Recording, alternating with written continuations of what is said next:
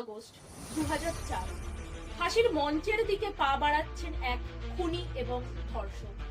ফাঁসির মঞ্চে ওঠার সময় শেষবারের মতো সেই অপরাধীকে আমি আমাকে সবাই মিলে মেরে ফেলেছে।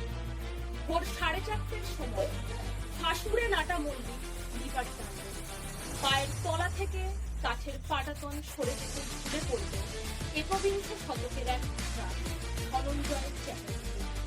কোনো ডিরেক্ট এভিডেন্স ছাড়া, শুধুমাত্র সার্কমস্টেন্সিয়াল এভিডেন্সের ভিত্তিতে ভারতবর্ষের বুকে প্রথম কোনো অপরাধীকে এইভাবে ফাঁসির সাজা দেওয়া হয়েছিল।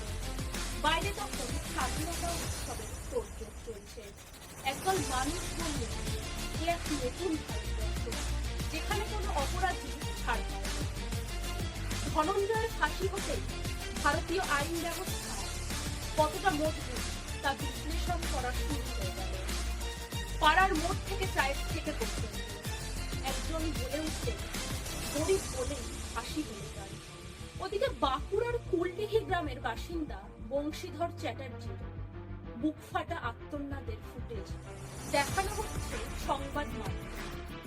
বৃদ্ধ বংশীধর এবং তার স্ত্রী বেলারাতে পুত্র ধনঞ্জয় ওরফে তার প্রিয় ধনার মৃতদেহ নিতে অস্বীকার করলেন। লাওয়ারিস লাশের মতো শেষকৃত্য সম্পন্ন হয়েছিল ধনঞ্জয় চ্যাটার্জি। 20 বছর আগে ফাঁসিতে ঝুলিয়ে দেওয়া ধনঞ্জয় চট্টোপাধ্যায়ের মামলার পুনরায় বিচারের দাবিতে আজ ছাতনার মাটি সাক্ষী রইল নতুন এক আন্দোলনের। ধনঞ্জয় চট্টোপাধ্যায়ের গ্রাম থেকে মাত্র কয়েক মাইল দূরে মা বাসুলি দেবীর সান্নিধ্যে একত্রিত হয়েছেন একদল ন্যায় বিচারের দাবিদার। ডক্টর চন্দ্রচূড় গোস্বামীর নেতৃত্বে এই মঞ্চ দাবি জানাচ্ছে, প্রকৃত অপরাধীর পরিবর্তে ধনঞ্জয় চট্টোপাধ্যায়কে ফাঁসানো হয়েছে এবং তাকে নিরাপরাধ প্রমাণ করতে মামলাটির পুনরায় খোলা হোক। এই রকম ঘটনাগুলো বিরল, কিন্তু সহযোদ্ধাদের দাবি, তথ্য প্রমাণের অভাবে প্রকৃত অপরাধীকে আড়াল করার জন্য ধনঞ্জয় বাবুকে বলি দেওয়া হয়েছিল। এই দাবিকে সামনে রেখে রাষ্ট্রপতি, প্রধানমন্ত্রী, মুখ্যমন্ত্রী এমনকি আইনমন্ত্রীর সঙ্গেও যোগাযোগ করা হয়েছে বলে জানিয়েছেন আন্দোলনের কনভেনর। আমরা ধনঞ্জয় বাবুর পরিবারের সম্মানে ফিরিয়ে দিতে চাই, বলেন কনভেনর ডক্টর চন্দ্রচূড় গোস্বামী।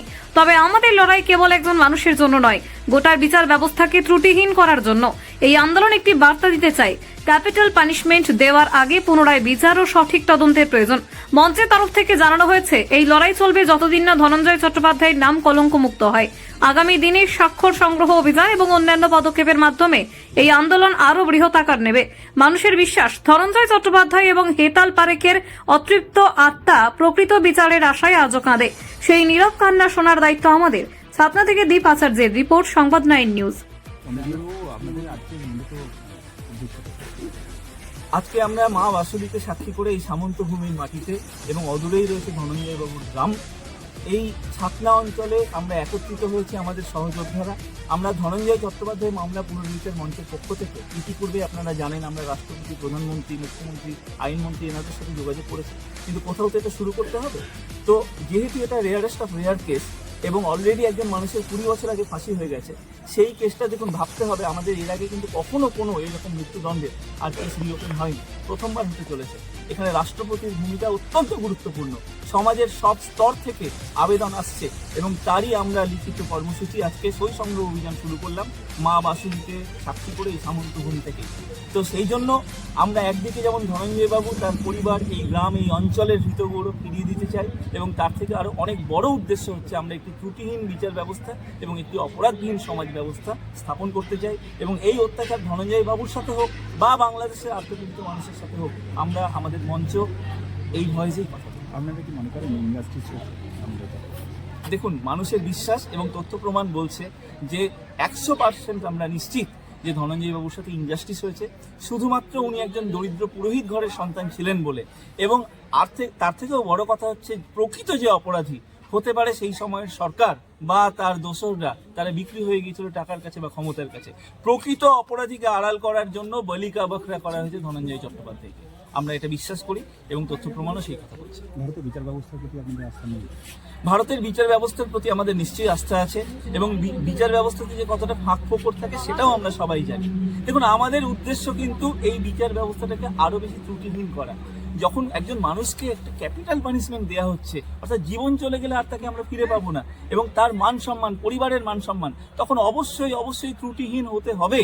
এবং সেটা যাতে হওয়া যায়, আমরা যাতে ভারতবর্ষে একটি ত্রুটিহীন বিচার ব্যবস্থা স্থাপন করার ক্ষেত্রে আরও এক ধাপ এগিয়ে যেতে পারি, সেই জন্যই ধনঞ্জয় চট্টোপাধ্যায় কেএসডি ওপেন মঞ্চ বা আমাদের ন্যায় বিচার মঞ্চ আগামী দিনে কাজ করছে। আমার এখানে কো-কনভেনার যেমন রয়েছে। কতদিন চলবে?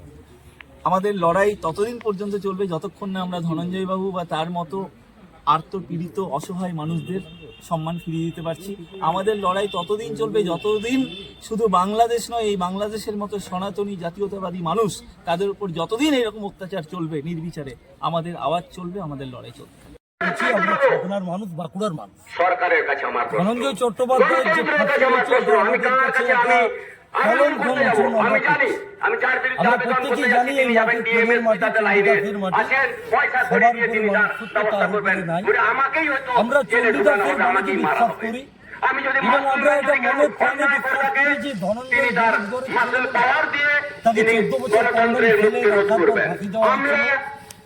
যদি ধনঞ্জয় আপনারা শুনেছেন নিরপরাধ জেসিকা লাল হত্যা মামলা হতো, মনু সরকার মতন লোক মৃত্যুর আগে পর্যন্ত সে বলে গেছে আমি নিরপরাধ। তাই আমাদের বিশ্বাস এই কলঙ্কটা আমাদের ঘোচাতে হবে। পরবর্তী প্রজন্ম যেন জানে যে এই মাটিটা ধর্ষকের মাটি নয়, এই মাটিটা প্রেমের মাটি, এই মাটিটা কবি চণ্ডীদাসের মাটি। তার জন্যই আমরা আন্দোলন করছি এবং এই আন্দোলনের গতি আমরা বাড়াচ্ছি। ইতিমধ্যে বিভিন্ন জেলা আমাদের সঙ্গে যোগাযোগ করছে। আমাদের অশোক বাবু, অনিল বাবু, আমাদের ধনঞ্জয়ের পাশের বাড়িটা এই মন্টু বাবু 20 বছর আগে। আমরা তো আন্দোলন করছি, আন্দোলন করার জন্য একটা প্ল্যাটফর্ম এবং এই মঞ্চটা অরাজনৈতিক। আমরা তৃণমূলের কাছেও যেতে পারছি, আমরা কংগ্রেসের কাছেও যেতে পারছি, আমরা সিপিএম এর কাছেও যেতে পারছি।